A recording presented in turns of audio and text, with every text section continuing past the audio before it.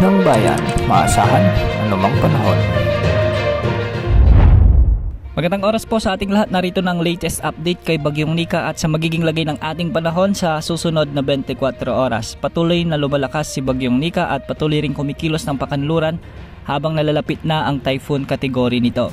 Huling namata ng sentro nito sa layong 380 km silangan ng Infanta, Quezon. Taglay ang lakas ng hangin na umaabot sa 130 km per hour malapit sa gitna at pagbugsong umaabot sa 135 km per hour.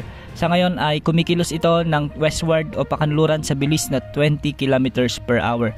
Dahil nga dito nakataas na ang Tropical Cyclone Wind Signal number 2 sa northern portion ng Aurora, sa may Isabela, Quirino ang southern portion ng mainland Cagayan, Nueva Vizcaya ang southern portion ng Apayao, Abra, Kalinga, Mountain Province, Ifugao, Benguet ang northern portion ng Nueva Ecija, ang southern portion ng Ilocos Sur, sa may La Union at ang northeastern portion ng Pangasinan. Samantala nakataas naman ang signal number 1 sa nalalabing bahagi ng Cagayan kasama ng Babuyan Islands, ang nalalabing bahagi ng Apayao, sa may Ilocos Norte, Ilocos Sur, ang nalalabing bahagi ng Pangasinan, ang nalalabing bahagi ng Aurora, sa may Tarlac, ang northern at central portions ng Zambales, ang nalalabing bahagi ng Nueva Ecija, sa may Pampanga, Bulacan, Metro Manila, Rizal, ang eastern portion ng Laguna, signal number 1 din sa eastern portion ng Quezon Province, kasama na ang Polillo Islands sa may Camarines Norte, Camarines Sur, Catanduanes at ang northeastern portion ng Albay.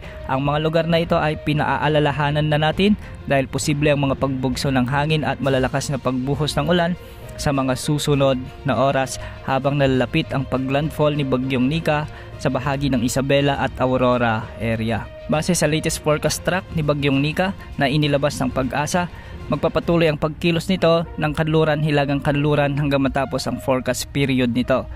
Posibleng maglandfall si Bagyong Nika sa bahagi ng Isabela o northern part ng Aurora bukas ng umaga o hapon. Tatawirin ni Bagyong Nika ang mga kalupaan ng mainland Northern Luzon at posibleng makalabas sa kalupaan ng Northern Luzon bukas ng gabi. Ayon sa Pag-asa, posibleng maabot ni Bagyong Nika ang typhoon category ngayong gabi at posibleng umabot sa 130 km per hour ang kanyang lakas bago ito maglandfall. Posibleng humina pansamantala si Bagyong Nika habang tinatawid ang mga kalupaan at kabundukan ng Northern Luzon, ngunit posibleng mag-re-intensify ulit ito o posibleng lumakas muli pagkadating nito sa West Philippine Sea.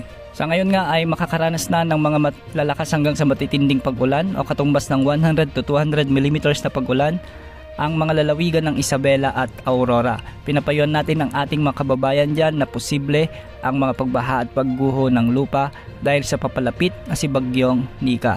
Makakaranas na rin ng mga moderate to heavy o katumbas ng 50 to 100 mm na pag-ulan ang mga lalawigan ng Cagayan kasama na ang Polillo Islands sa may Apayao, Abra, Kalinga, Mountain Province, Ifugao, Nueva Vizcaya sa may Camarines Norte, Camarines Sur at Catanduanes kasama na ang Northern Samar. Kung atin naman titignan ang satellite animation, napakalawak din ng kaulapang sakop ni Bagyong Nika at humahagip na ang kanyang outer rain bands o yung trough sa bahagi ng Northern Mindanao sa may Socsargen at Zamboanga Peninsula. Apektado na rin ng mga pag-ulan ang Eastern Visayas kasama na ang ilang bahagi ng Central Visayas at ang hilagang bahagi ng Negros Island Region at Western Visayas. Sa ngayon makakaranas na rin ng mga pag-ulan ang ilang bahagi ng Calabarzon at Mimaropa at ilang bahagi ng Metro Manila kasama na ang ibang bahagi ng Central Luzon.